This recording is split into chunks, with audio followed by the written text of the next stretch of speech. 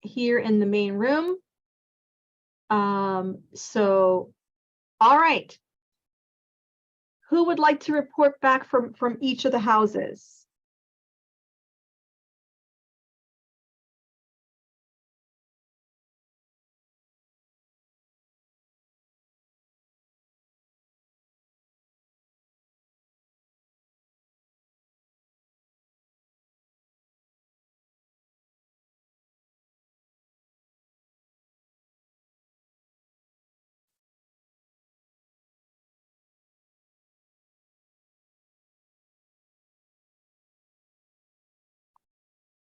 Okay, excellent. Okay, what else? So that's a general kind of analysis, right? That's a kind of a general view of what the painting is about, right? Can we get more specific? There's a bit of everything in there. Like there's a Death Star in the back, Yeah, there's a Death Star in the back. and then the Kool-Aid Man with Steve Irwin, I guess, and RoboCop. Okay. All Yeah. right. Steve Irwin, RoboCop. So these are like, how are these things famous or people famous? We think it's a representation of Western and Eastern culture, and that George Washington is the representation of Western, specifically American culture, because he's like considered the founding father. And it's all of like the Kool-Aid Man and Steve Irwin and Waldo and Abraham Lincoln and Flag. That's like very like that, the very like important pieces to especially modern like modern culture. And then on the other side you have the Eastern cultures that are very religious and are, you know, very calm and like surrendering with the white flag. So I think it's one of it's a commentary on the westernization. Okay, that's really good, right? So I think everybody's had something really interesting to say about it, right? Definitely about Western culture. Somebody else? I hear one of the I voice. I do. I do. For my group, we were discussing how it might be like good versus evil because we have the American flag on one side, we have George Washington, and then we have Star Wars in the background, which is like the Death Star. So we thought it might be something about good and evil because Cooley Mad and like Irwin were like good people and like good representatives. And like some people on the other side, some people might think they're bad and they're surrendering. So Okay. yeah. Yeah, that's really good. Okay. Definitely we're getting that good and evil kind of vibe on this, right? And how it's split up in the center. And let's start getting a little deeper into like, what does George Washington represent and why is he on that dinosaur? Right? This is how we start getting into analysis, is we start looking at what does things represent? What do they symbolize? What does George Washington symbolize?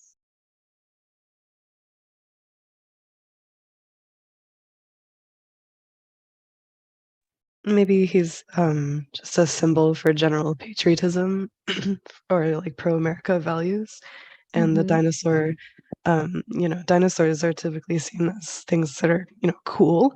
And the fact that George Washington, an American symbol, is riding such uh, such a creature like a dinosaur, it just kind of makes him look impressive and powerful.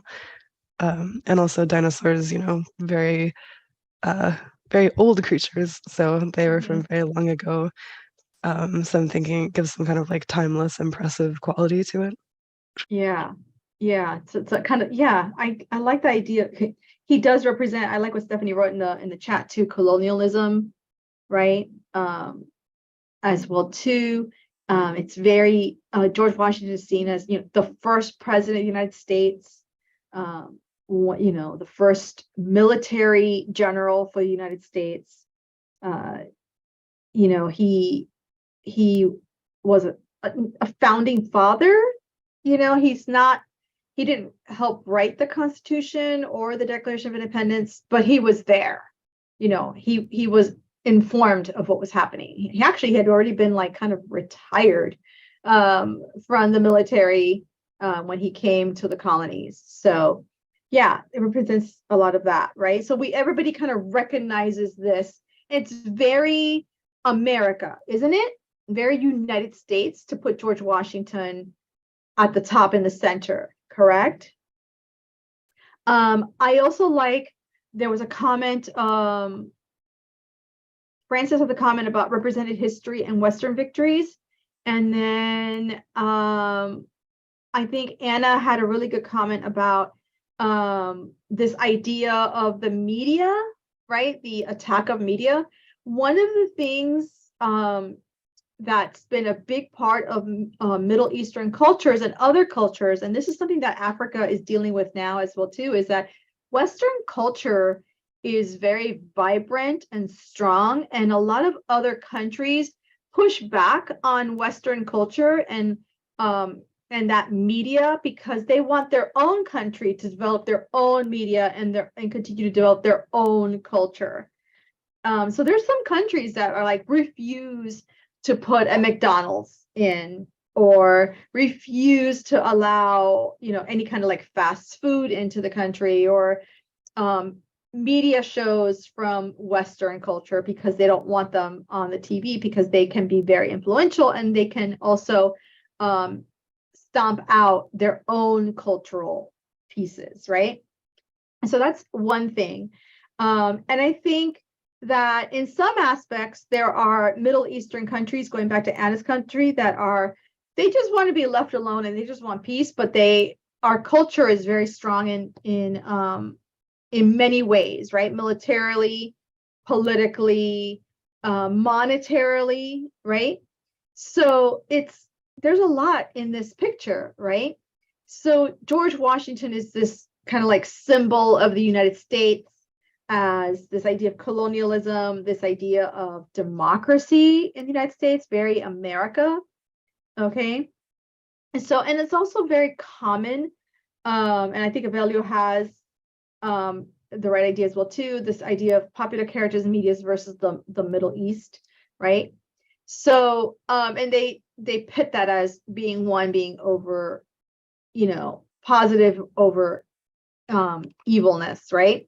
So are there any other comments on what you think things mean in this digital image? So I'm going to show you the original picture, right, that this is based on. So this is a parody. So this picture, this is a parody of this picture, right?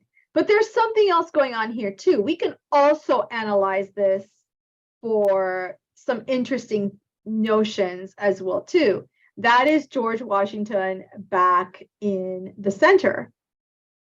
So what do you know, so we saw him in the other picture parodied in the center. What do you think this picture is about? And what do you think of it? What do you think it symbolizes? What are they trying to communicate to us? It's definitely about the Revolutionary War.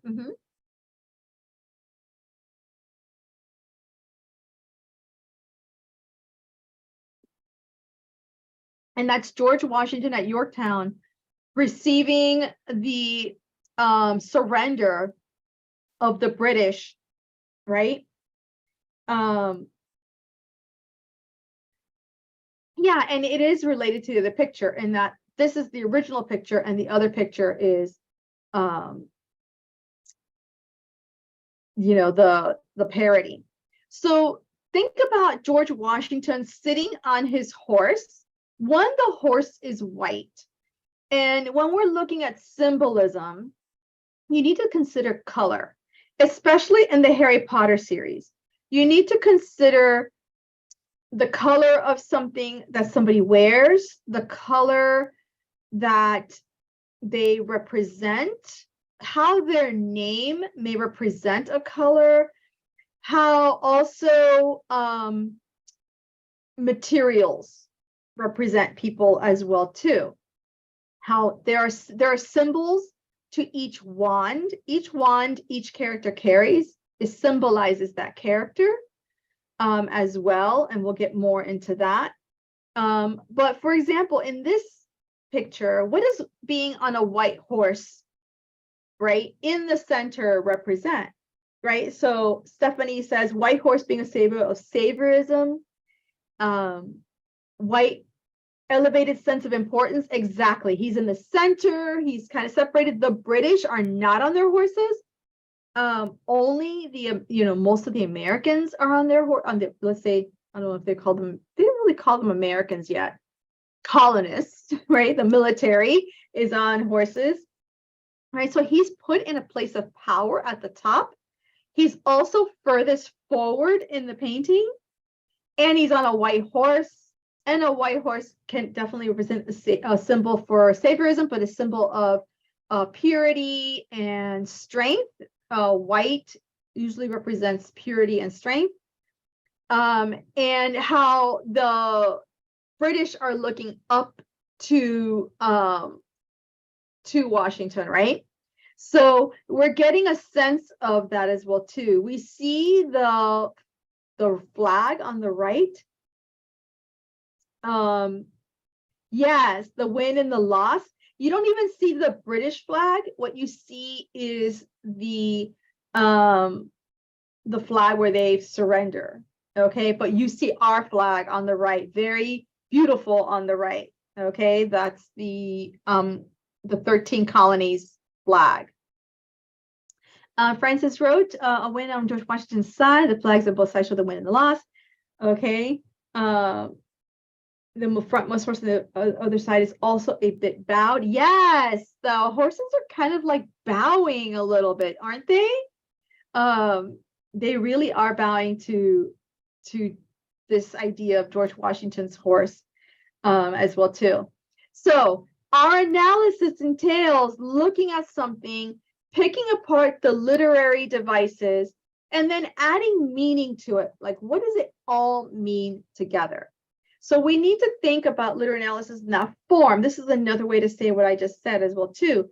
You examine all the smaller pieces that make up the whole work as a whole.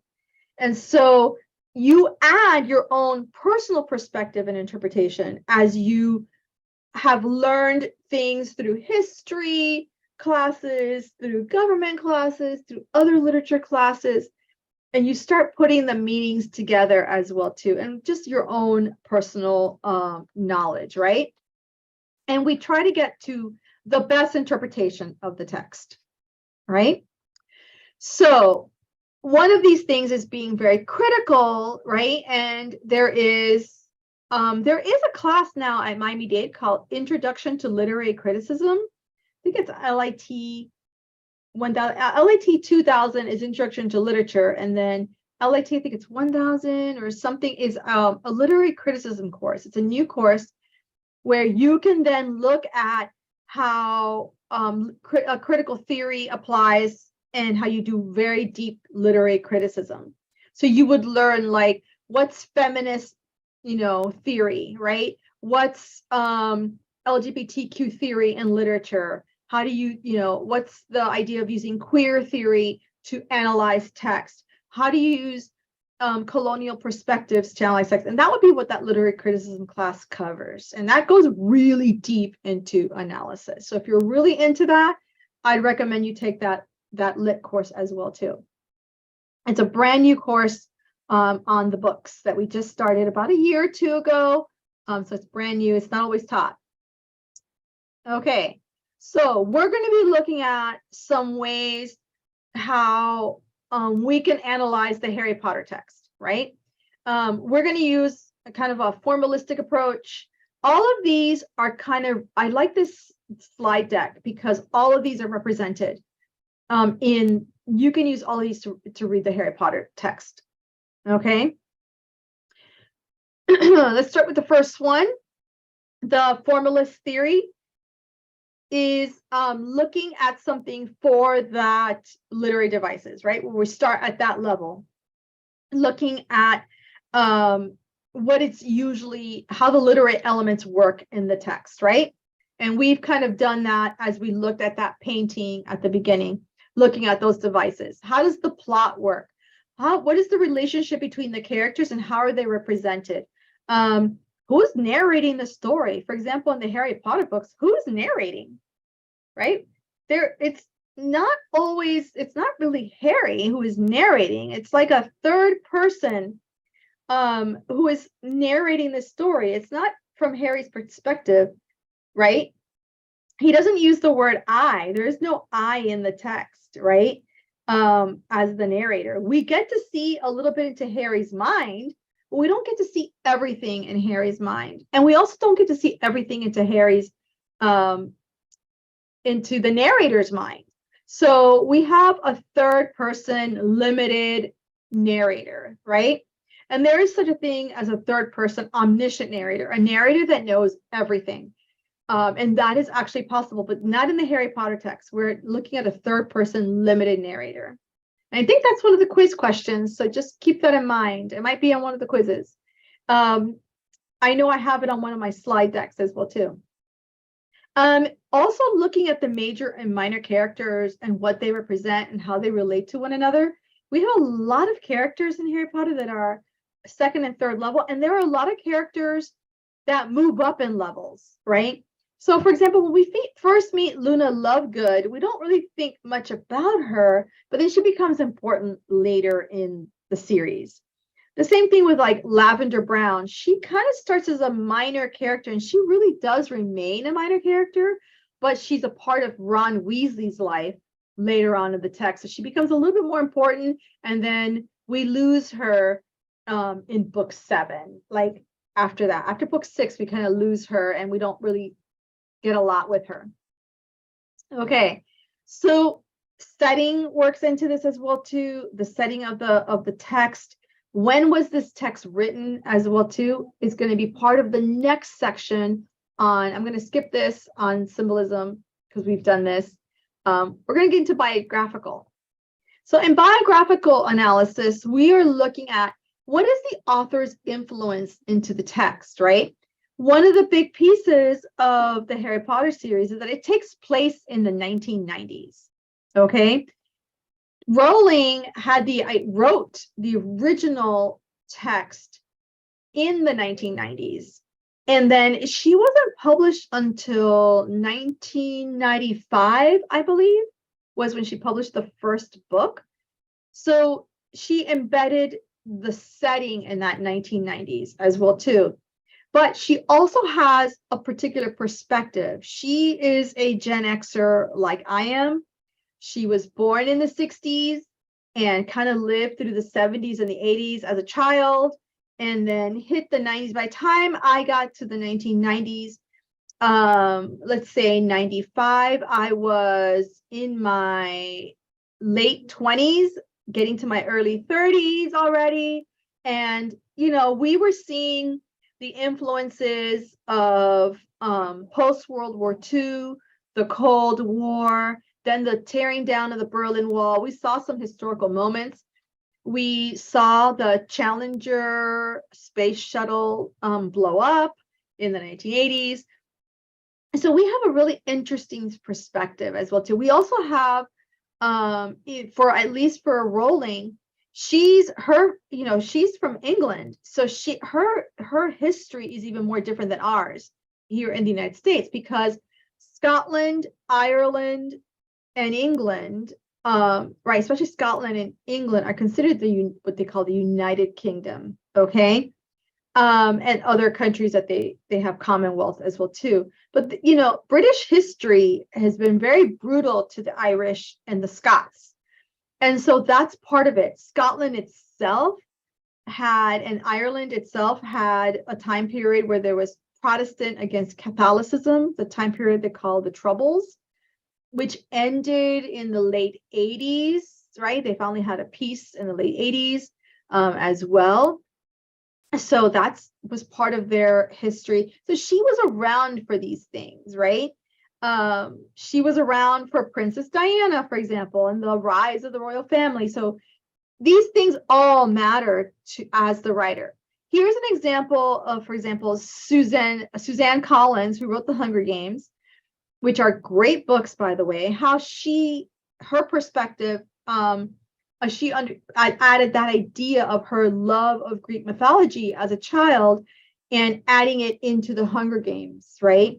And having it be this kind of idea of different districts in this post-apocalyptic dystopian culture and deciding on who goes to these games, right? Okay, so that's a big part of her perspective. So looking at the historical and societal and cultural backdrop of the time period helps to understand the text and understand what's happening as well too. So you always kind of like think about, when's this book written? What time period is it written? Okay. All right. So let's take a look at another way to look at this. I'm going to play this video. Hopefully it will work and you will be able to see it on the screen. Please let me know if you can't hear it. Can you guys hear this? Let me know in the chat, please. Thank you. Thank you. Then what do you want to do? I don't know. Something. Wow.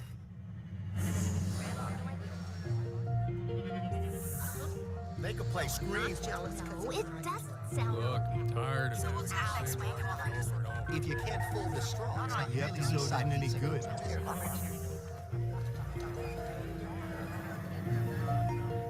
What? Over here. Whoa.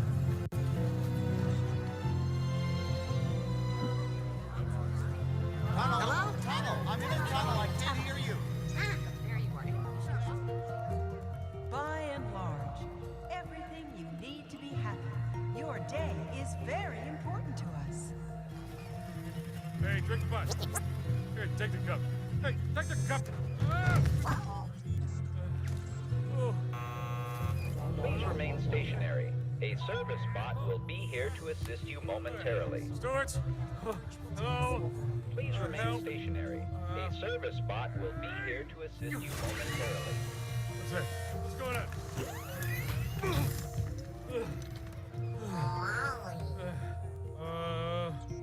John? Eva? No. John. Eva? Hi, Wally.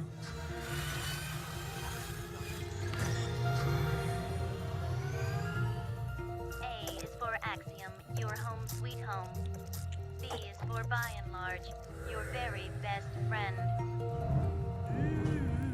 Time for lunch. In a cup.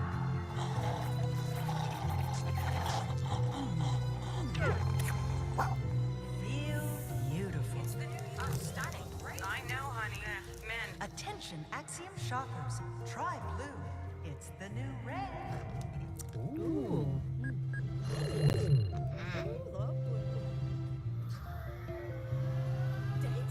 Don't get me started on the date. Every holiday I have been on has been a virtual disaster.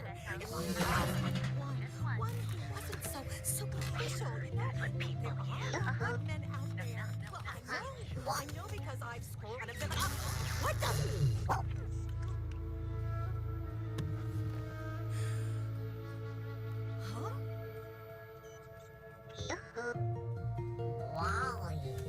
Huh? Mary? Eva. Huh? Oh, sure. Yeah, go ahead. Eva.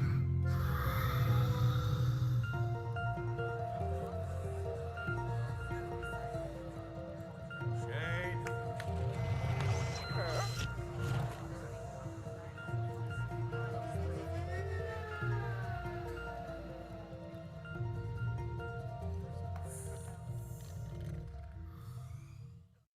All right. What did you guys think of the video? How can we analyze this video for what it's trying to say? Let me see if I have. What do you guys think? They're not being social.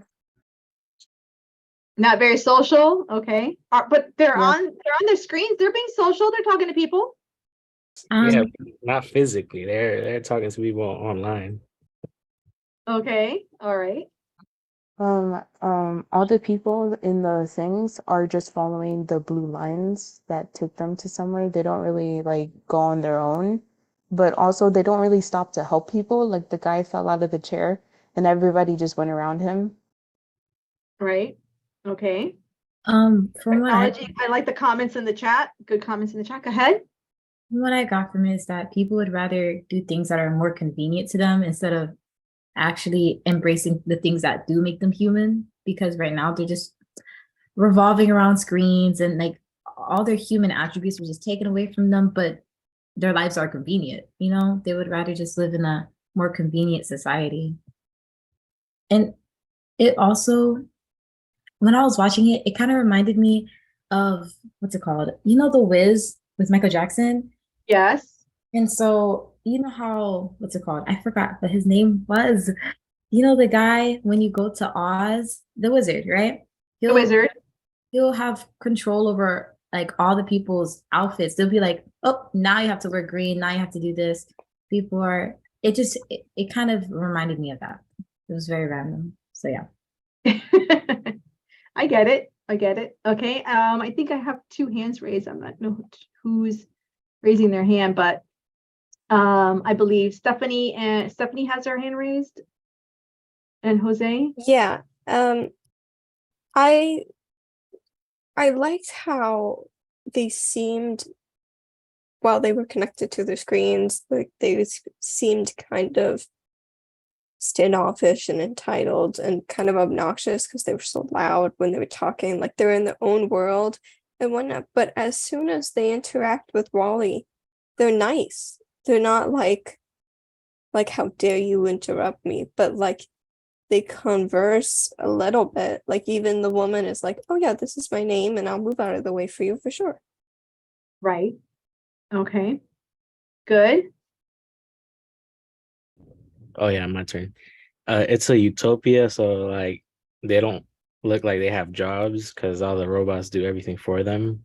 So they rely on the robots for most of the things they do and need to do. That's true, right? They do. They kind of live in a utopia. And if you've not seen this movie, it is just called WALL-E. It came out around 2007, 2008. I think 2008. It came out. And it's a great little movie by Pixar. It's on Disney Plus. I'm sure it is there. It kind of reminds me of those who walk away from Omelas. I'm not sure if Omelas, but they rely too much on robots. Maybe that's why they're fat. They really rely on technology.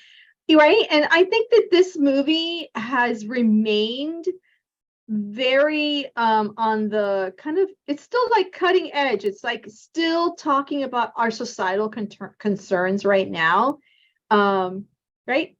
What we're teaching this, I'm teaching this class via Zoom, right? The technology that we're relying on. And now technology is the great equalizer, right? Like whether you have technology or not, like in order to survive the pandemic, you needed Wi-Fi, you needed good technology, you needed all these things, right? That we now see as like necessary in order to survive in this world, right? We connect via our phones and our iPads and our tablets with each other. And we're involved in that social media. I mean, I love that they have video conferencing. If you notice this picture right here, I love this picture on the bottom because the character on the right is talking to the character on the left via a basically like a FaceTime. Did you guys notice that? And so like they're right next to each other, but they'll rather text or do a FaceTime call, right? Haven't you ever gone to dinner with your friends and all your phones are there and everybody starts texting and nobody's talking to each other because they're texting other people and not talking to each other? So one of the things that my friends and I do is when we go out to dinner is like no phones on the table, right? We have no phones on the table because we all get texts from other people. So we're just like, if we're going to go out to dinner with somebody, we're going to spend time with that person and do, face-to-face time. So that's a lot of it, right? So this is a really historical cultural analysis of WALL-E and how our culture has become so connected to with technology, but at the same time disconnected, right? They say that now more people feel lonelier than ever since the pandemic and currently because of technology, because we weren't not going out, Okay, so that's that perspective. Anything else on WALL-E? So Kaylin has WALL-E to be more human than the actual humans. I like that, Elizabeth. I don't know why it's kind of when we were in quarantine since everyone was going to like jobs. Right. I think that's a really good comment, Kaylin.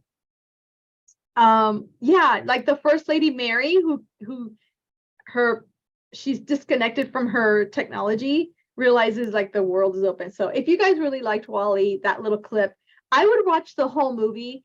It's not only a commentary on our technology, but on sustainability, climate change, consumerism. It's a really great movie. The first 10-15 minutes of the movie, there is no dialogue. It's just WALL-E on Earth doing his little job. So it's really interesting. It's really well done. I really recommend this movie. Okay. So take a look at that. All right. The next analysis, because I am definitely going to finish this slide deck today, and we're going to start book 1 on Friday. So, the next analysis is mythological analysis. There is a lot of allusion to mythology in the text. There is also a lot of allusion to British history and in the text as well too, and British literary people. And so you need to be prepared for that. And I will point it out as we're going along. But when you're reading the text, for example, and you're not sure of something, you're going to have to Google it. So for example, in chapter 1 of the Sorcerer's Stone, Vernon Dursley mentions that it might be bonfire night on page 6. You would need to look that up. That is from British history. Okay, so you're going to have to look that up. I'm not going to tell you what it is now. I'll tell you what it is when we're talking about chapter 1. But when you read something like that, you're not sure what the allusion is, what they're referring to, you're going to have to Google it. Okay. So there are, for example, Minerva McGonagall. Minerva is a mythological name, also I think known as Athena, depending on Greek and Roman mythology. And she's like the goddess of war and the goddess of education. So she's a very strong character in mythology. And that's what Minerva is named after, which then gives you the symbolism behind and the characterization of Minerva. So there is a lot of that in the text. And mythology gives us just another way of looking at the meanings in the text.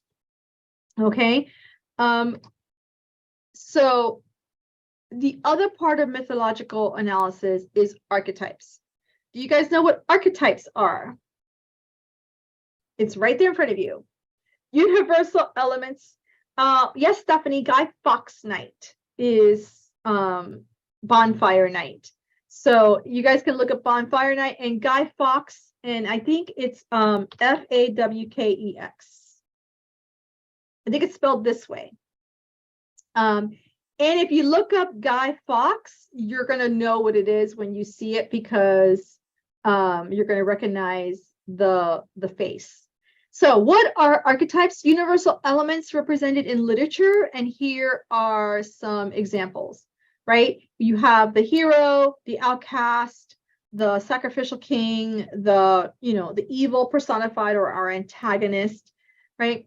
These are common archetypes, right? the hero always has kind of the friend that goes with him, right, on this quest. Lord of the LOTR is a Lord of the Rings. Just didn't want to write out Lord of the Rings. Star Wars, it's a quest. The Star Wars A New Hope, the first movie, episode 3, it's a quest. It's a quest to go save Princess Leia. That's what that really truly is as well. So think about how these archetypes show up in the Harry Potter series. Who's the hero? Who's the love interest? Who is going to be the sacrificial king? And who is evil personified, and what they all mean in the text. The next part is gender analysis.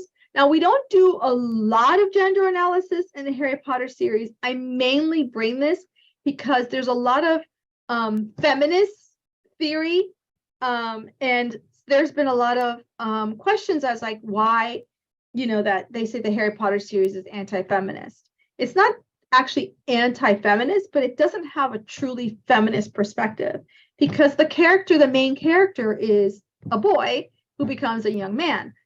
So the feminism part comes out through the women in the text. So you have to do gender analysis and feminist theory constructed via that perspective of the women in the text. And there's a lot of that can be done through that, through those women. The other part I would say is in the fan fiction, there's a lot of gender analysis and LGBTQ characters as well too. So they actually there's a couple fan fiction pieces where like Draco and Harry have a relationship together. They put them together. They put other characters together as well too. And they go back and they represent like Sirius Black being in a relationship with like Lupin, things like that. So there's a lot of gender and queer and LGBTQ pieces in fan fiction. So you'll see it there if you're much more interested in that. Okay, well, we're going to keep our politics out of this right now. Book 5 is the political text, but we're going to keep our politics out of the Harry Potter series right now. Okay, thank you, Avelio. All right, so I'm not going to go over this example with Cinderella. This is a much more, feminist perspective. How is Cinderella actually feminist? But I'm going to skip this because I want to get to the next piece. Okay. I will mention that for many people, Cinderella is not feminist because she is depending on a man to rescue her. And that's part of the anti-feminism movement, that she's not equal to him in helping her. Okay, so that is one part of the perspective, but that she does, some feminists will say, well, she does have her own skills. And in the more recent real live action redone of Cinderella, she's more feminist than in the animated series. Okay, social analysis is a big piece as well too. Close that window, it's driving me crazy. Is looking at the social perspectives in the text. How are the rich represented as either good or bad? How are the poor represented? How is race, culture, and class representation in the text? One of the really interesting lectures I went to on Harry Potter was the idea of privilege. And it wasn't just like white privilege, but it was just like privilege overall in the text, and how Harry Potter lives in a world of privilege, even though he is seen as this orphaned, traumatized child. He still has privilege, one, because of race, and because later on we find out that he does have money. He doesn't use it like other people do, but he does have money. And that he was raised in like a middle-class family, so he has some of that privilege as well too. It's kind of interesting, and how he gains privilege through the text. Okay, so it's really important to look at how the power struggles of the characters, especially minorities in the dominant culture, looking at how those characters are represented in the text as well too. And who has power and who doesn't? How do they gain it? And what do they do with it? Also for social analysis, think of like the culture. We have to also think that the Harry Potter books take place in England. They have a different culture than we do in the United States, and many cultures that we don't know because many of us immigrated to the United States from other countries. And so we've learned to become kind of more Americanized and Western, right? So many of us carry multiple cultures, like I'm Hispanic and I bring that culture, but I'm also American, so I bring that to the table. And you gain those things. I'm also educated. That gives you a social analysis. As well, just when I look at the text, I have to think about that, how the text is represented, because the text is also not from the United States. Okay. There is a belief in social analysis that all literature is essentially a political discussion. This is definitely a part that I believe in as well too. Not all of it, but much of literature does have a political perspective, because the writer, the author, is writing with that social perspective, right? Book 5 is the most political of all the books, where the Ministry of Magic really starts to interfere at Hogwarts and starts to push their own oppression onto the wizarding community, and how the Ministry of Magic is this political, social, and oppressive government, right? And then we get into discussions about children's rights within the text, and what rights do these have? What are the legal ramifications? What laws are in the wizarding world that they abide by? There are laws that they don't abide by, really, by Muggle laws. They try to use their wizarding laws. That's why they live separate as much as possible from the Muggle world. So how does the author show all this to us? Okay, so that is my last slide. This is just a video. You can watch this video on your own. It's on the slide deck that is in Canvas. Okay. Whew, that was a lot of information. Okay, so I have about 20 minutes left, and I'm going to answer any questions now for a few minutes while I decide what I'm going to do really quickly next on.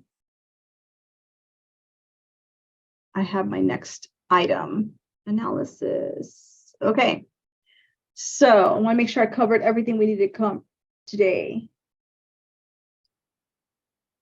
Okay, all right.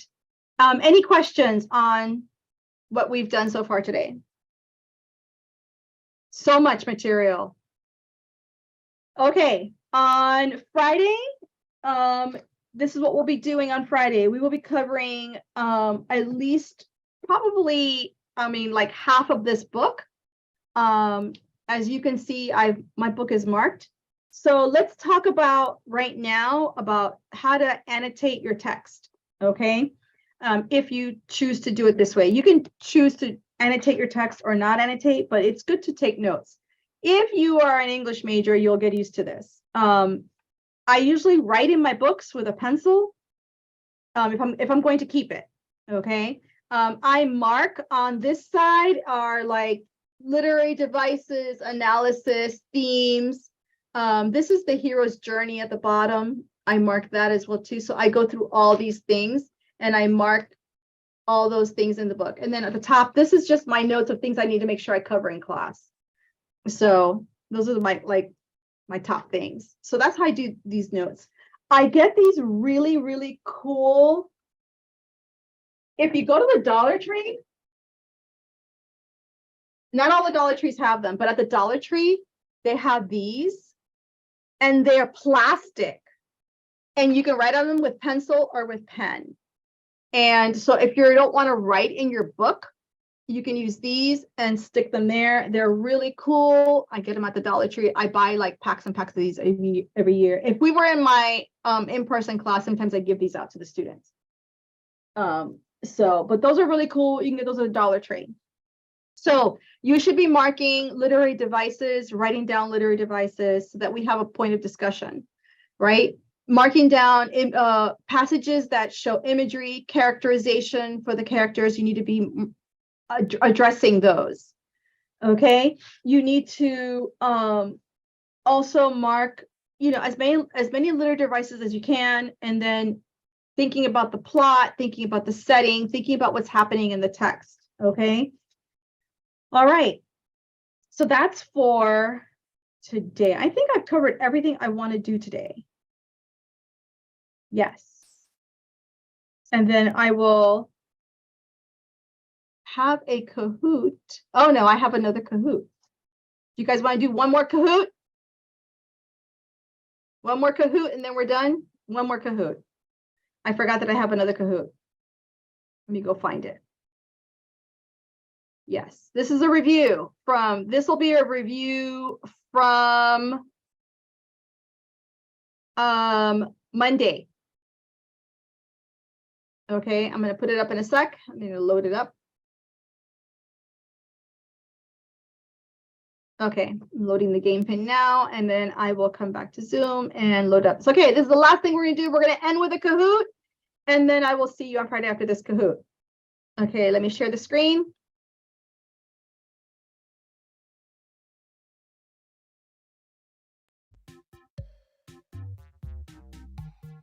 This is on Monday's lecture on issues. The PowerPoint I went over on Monday on issues in the Harry Potter series. Remember that?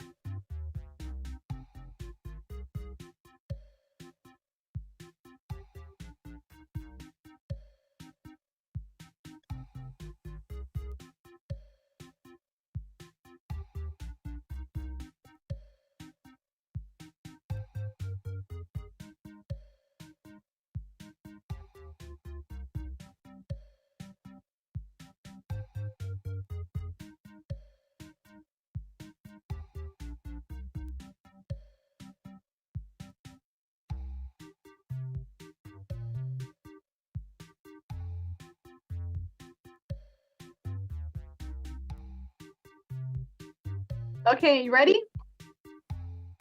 Looks like most of you are here.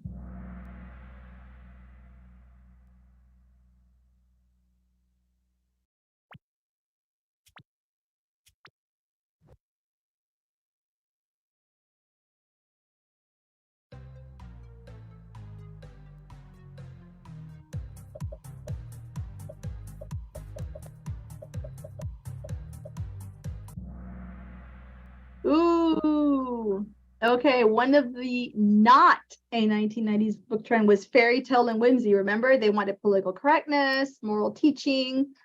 Okay, so blue was the answer.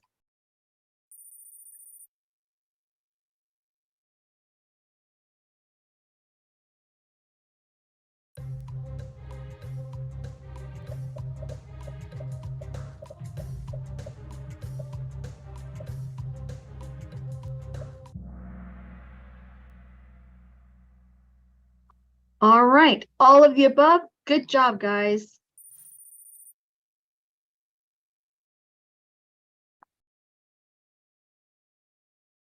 Nope, let me click next.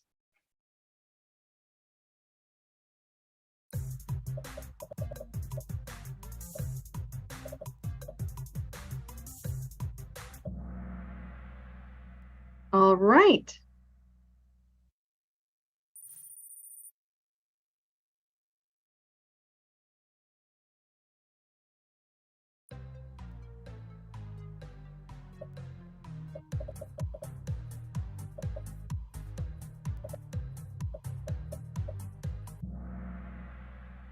Nicely done, you guys.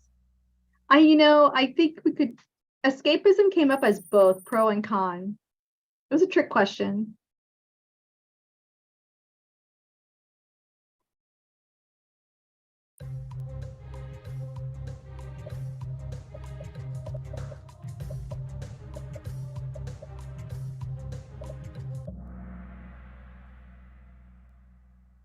All right.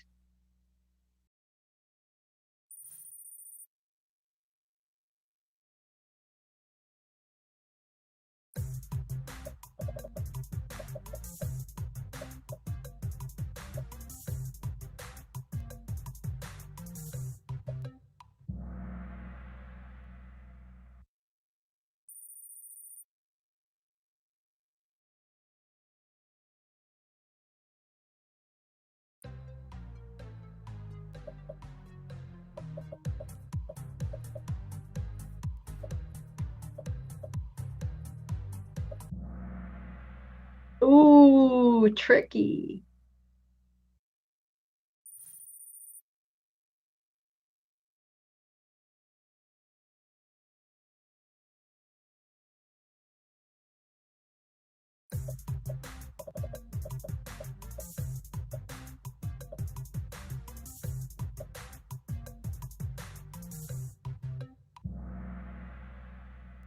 That's true. That is on the quiz. It's an extra credit on the first quiz. Harry Potter and the Philosopher's Stone is what it was published for in the United Kingdom.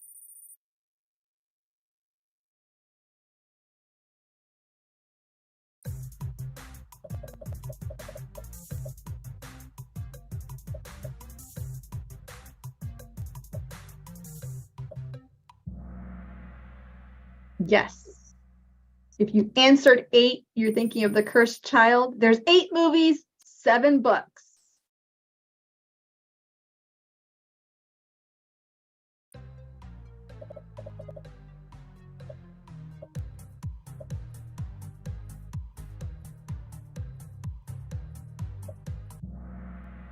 I just said that, so that's good.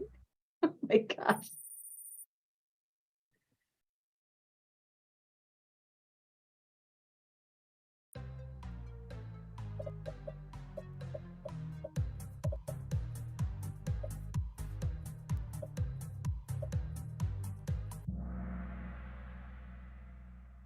The first one was there's a controversy between the 500 and the 1,000. I tend to lean to the 1,000, but in this quiz they leaned to the 500. But if you got the 1,000, you're probably right.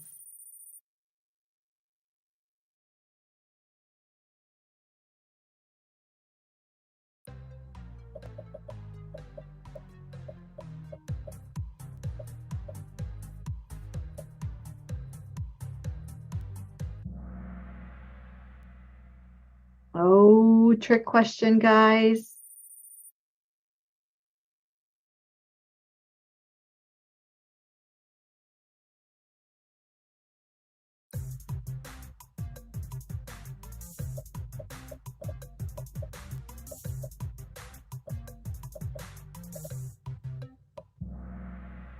Ooh, a little bit over the place, but most of you got it. Yes, that's England and Scotland right there.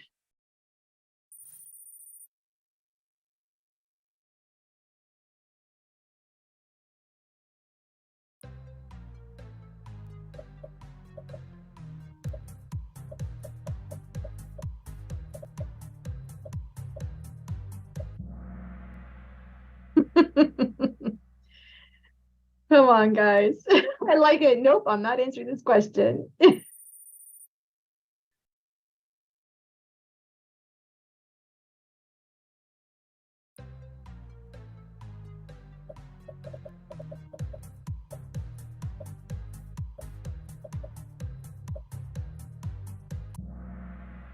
Woo, most of you got it right. I have no T in my name. There is no T in my name. All right, third place, Francis. So Francis earns 10 points for Slytherin. Armstrong wins 15 points for Ravenclaw, and Valentina wins 20 points for Hufflepuff. So nicely done, you guys. All right, this ends kind of our day today. I will stick around as always for a few more minutes until at least for a while, if anybody needs to talk to me. If you just came in today to class, you got to make sure that you got on my attendance as well if you came in late. I tried catching a few of you, but I'm not sure. So if you came in late, stick around, make sure I got you on attendance. If you're brand new to class today, you need to stick around as well too and talk to me. All right. Other than that, I will see you on Friday. Keep reading, keep taking quizzes, keep working. All right. See you the rest of you on Friday. Bye, Professor. Bye bye. Everybody.